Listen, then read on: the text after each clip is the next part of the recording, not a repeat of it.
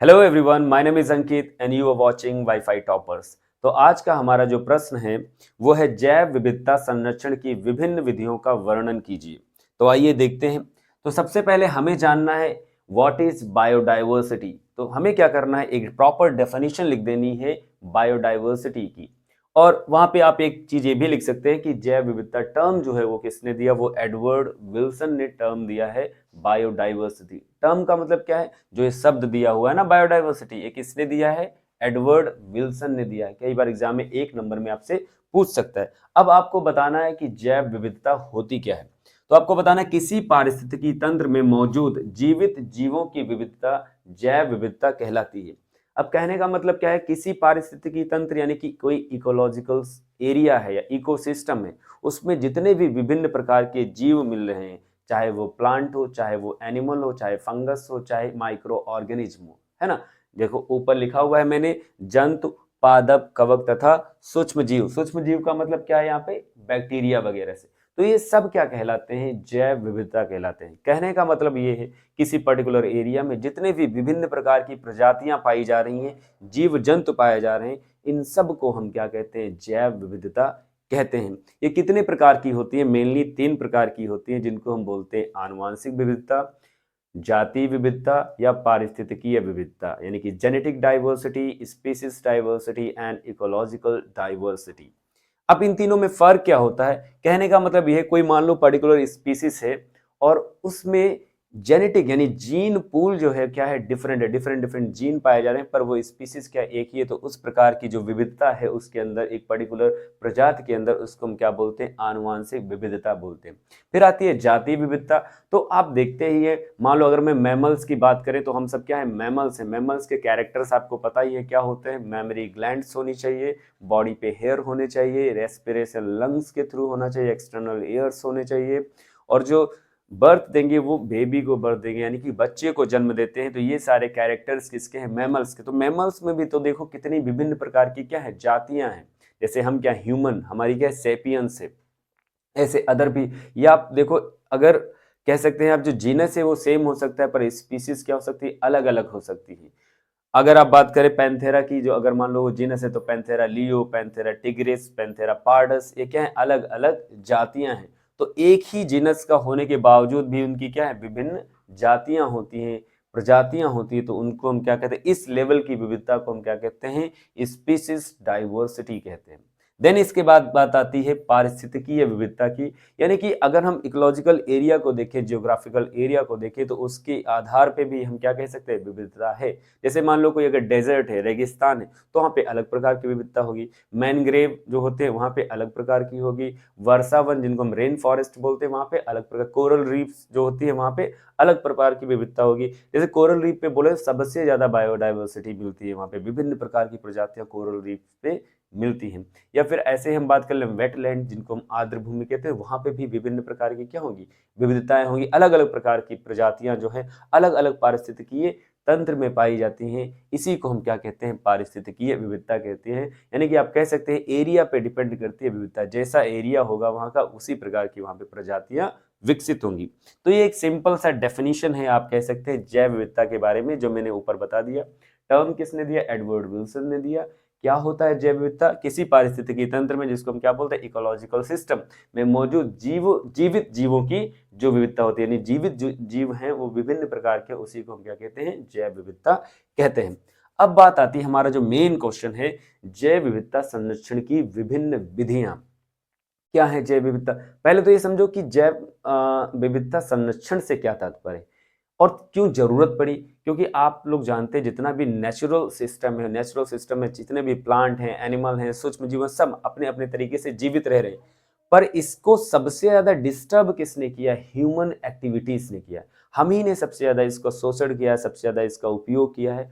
और उसकी वजह से ये आज की डेट में क्रिटिकल इंडेंजर्ड कंडीशन में आ चुके हैं बहुत सारे स्पीसीज, चाहे प्लांट की हो चाहे एनिमल्स की हो। तो उनको अब क्या करना पड़ रहा है, हमें प्रिजर्व करना पड़ रहा है, कंजर्व करना पड़ रहा है। क्यों, क्योंकि हमको पता है अगर हर जितने भी यहाँ पे प्रजातियां हैं, जीवित जीव हैं, सबका क्या है, एक अहम रोल प्ले करते हैं। अगर हम उसका क्या करेंगे, शोषण करेंगे, वो अगर खत्म हो जाएगा तो हमारा पूरा का पूरा जो सिस्टम है, फूड चेन है या पूरा एनवायरनमेंट है, वो क्या हो जाएगा, डिसबैलेंस हो जाएगा। उसी बैलेंस को बनाने के लिए हमें क्या करना पड़ रहा है, उसकी इंपॉर्टेंस को समझते हुए उस पर्टिकुलर स्पीसीज को क्या करना पड़ रहा है, कंजर्व करना पड़ रहा है, उसको संरक्षित करना पड़ रहा है। अब संरक्षण की क्या जरूरत पड़ी और क्या कारण थे, मैंने अभी आपको बताया।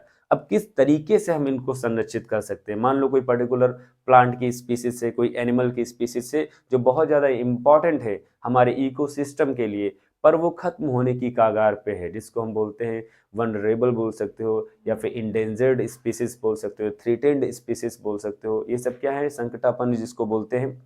तो खत्म होने की कगार पे, तो उसको हमें क्या करना है, संरक्षित करना है, या उनके जो संख्या होती जा रही है वो क्या होती जा रही है, कम होती जा रही है। किसकी वजह से कम हो रही, हमारी ह्यूमन एक्टिविटीज की वजह से। ह्यूमन बहुत ज्यादा रिसोर्सेज को यूज करता जा रहा है, डिफॉरेस्टेशन करता जा रहा है, उनके रहने के लिए जगह नहीं मिल पा रही, प्रॉपर फूड नहीं मिल रहा है, जो पानी मिल रहा है सब कंटामिनेटेड वाटर मिल रहा है। बड़ी बड़ी फैक्ट्रीज क्या कर रही हैं, पानी को, डेब्रिस को उसी में छोड़ दे रही हैं, तो उससे एनिमल्स क्या हो रहे हैं, बहुत ज्यादा डिस्टर्ब हो रहे हैं। नेचुरल हैबिटेट पूरा का पूरा क्या होता जा रहा है, उनका खत्म होता जा रहा है, डिस्टर्ब होता जा रहा है।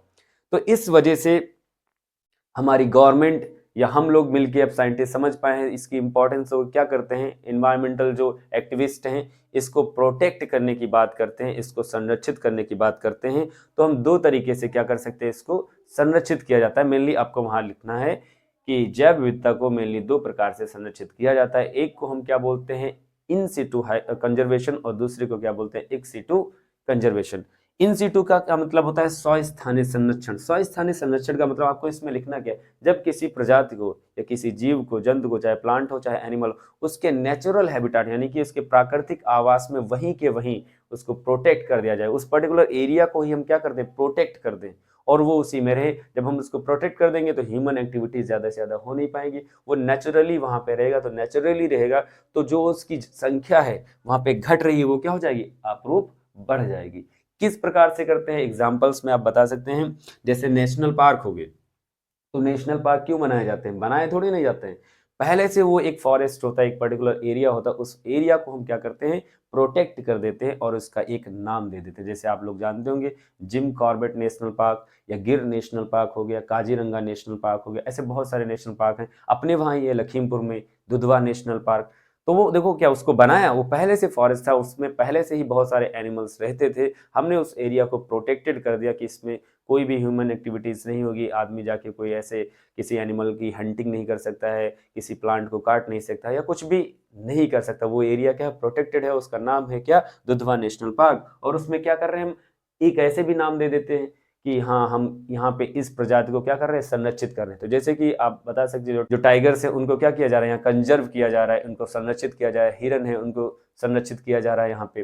तो ऐसे ही बहुत सारे हैं, जैसे आपका गिर नेशनल पार्क जो है गुजरात में, वहां पे बब्बर शेर जो पैंथेरा लियो है उसको क्या किया जा रहा है, कंजर्व किया जा रहा है, वहां पे संरक्षित किया जा रहा है। ऐसे अभ्यारण्य आते हैं जिनको वाइल्ड लाइफ सेंचुरी कहते हैं। वाइल्ड लाइफ सेंचुरी भी देखो अपने वहां है, लकली क्या नाम है उसका, कतरनिया वाइल्ड लाइफ सेंचुरी है ना, जो इस साइड पड़ता है, इस साइड पड़ता है, जानते होगे कुछ बोलते हैं उसको, जो ढकरवा होके ऐसे जाया जाता है। फिर आते हैं हॉटस्पॉट, आते हैं बायोस्फीयर रिजर्व, आते हैं। बायोस्फीयर रिजर्व एक बहुत ही बड़ा एरिया होता है, उस पूरे एरिया को ही हम क्या कर देते हैं, प्रोटेक्ट कर देते हैं। तो उसमें रहने वाले जितने भी जीव हैं वो क्या हो जाए, ऑटोमेटिकली संरक्षित हो जाएंगे, और वो उसी में रहेंगे अपने नेचुरल हैबिटेट में, और अपनी संख्या में क्या करेंगे, वृद्धि करेंगे। देन उसके बाद बात आती है बहिस्थानीय संरचना, इसको इन सीटू कंजर्वेशन कहते हैं। इसमें क्या होता है, मान लो कोई स्पीसीज एकदम खत्म होने की कगार पे ही है, और अगर हम उसको उसके नेचुरल हैबिटेट में प्रोटेक्ट भी कर दे, तब भी वो कुछ समय के बाद एकदम क्या हो जाएगी, एक्सटिंक्ट हो जाएगी, विलुप्त हो जाएगी। तो ऐसी कंडीशन में हम उसको वहीं पे कंजर्व नहीं करते, हम क्या करते हैं, उसको वहां से उठा लाते हैं, एंड देन क्या करते हैं, उसको एक ह्यूमन मेड नेचुरल हैबिटेट बनाते हैं। जैसे कि आप बोल सकते हैं बोटेनिकल गार्डन जो होते हैं, वनस्पतिक उद्यान, या फिर जूलॉजिकल पार्क जो होते हैं, प्राणी उद्यान, या फिर आप इनको हम जू वगैरह कहते हैं, चिड़ियाघर, या क्रायो प्रिजर्वेशन। तो ये सब क्या है, बहिस्थानीय संरक्षण है। तो हम ले आएंगे उनको वहां से, और उनको नेचुरली सब कुछ प्रोवाइड करेंगे, हैबिटेट, खाना, फूड, इन्वायरमेंट, टेम्परेचर, सब कुछ मेंटेन रखेंगे। तो जब हम एक ह्यूमन ही उसकी क्या कर रहा है, देखभाल कर रहा है, तो वो जल्दी से खत्म नहीं होगा और कुछ समय के बाद वो वापस से अपनी संख्या में वृद्धि करेगा। अगर बहुत अच्छी वृद्धि करता है देन उसको वापस से हम नेचुरल हैबिटाट में जाके क्या कर देते हैं, छोड़ देते हैं और वहीं पे वो क्या करता है, वृद्धि करता है। क्रायो प्रिजर्वेशन एक अलग चीज है, जैसे कि मान लो कोई टिश्यू है या कोई पॉलन है या कोई स्पर्म है, ओवम है, इनको हम क्या कर देते हैं, in liquid nitrogen -197 degree Celsius पे लिक्विड नाइट्रोजन में इसको प्रिजर्व करके रखते हैं। इन केस अगर वो मान लो क्या हो जाए, एक्सटिंक्ट हो जाए, तो वापस से उसको हम फर्टिलाइज करके और आर्टिफिशियली उसको हम क्या करते हैं, लेबोरेटरी में कंडीशन में टिश्यू कल्चर करवा के वापस से उस प्लांट को हम क्या कर सकते हैं, ऑब्टेन कर सकते हैं, कल्चर कर सकते हैं। तो ये क्रायो प्रिजर्वेशन में क्या होता है, बहुत ही लो टेम्परेचर पे किसी भी चीज को हम क्या करते हैं, प्रिजर्व करके रखते हैं, संरक्षित करके रखते हैं। तो ये आपको दो चीजें लिखनी है। जैव विविधता संरक्षण की दो विधियां होती हैं, स्वस्थानीय संरक्षण और बहिस्थानीय। स्वस्थानीय में उसी के हम प्राकृतिक जो आवास होता है उसी में हम क्या कर देंगे, उसको संरक्षित कर देंगे। बहिस्थानीय में क्या होगा, उसको वहां से लाके एक ह्यूमन मेड यानी कि मानव के द्वारा निर्मित एक जो आवास होगा उसमें उसको रखेंगे। उदाहरण में आप ये बता सकते हो और इनके आगे एक एक दो दो पॉइंट लिख सकते हो और ये क्वेश्चन आपका यहीं पे क्या हो जाएगा, कंप्लीट हो जाएगा। अब नेक्स्ट क्वेश्चन की बात करते हैं और देखते हैं क्या है।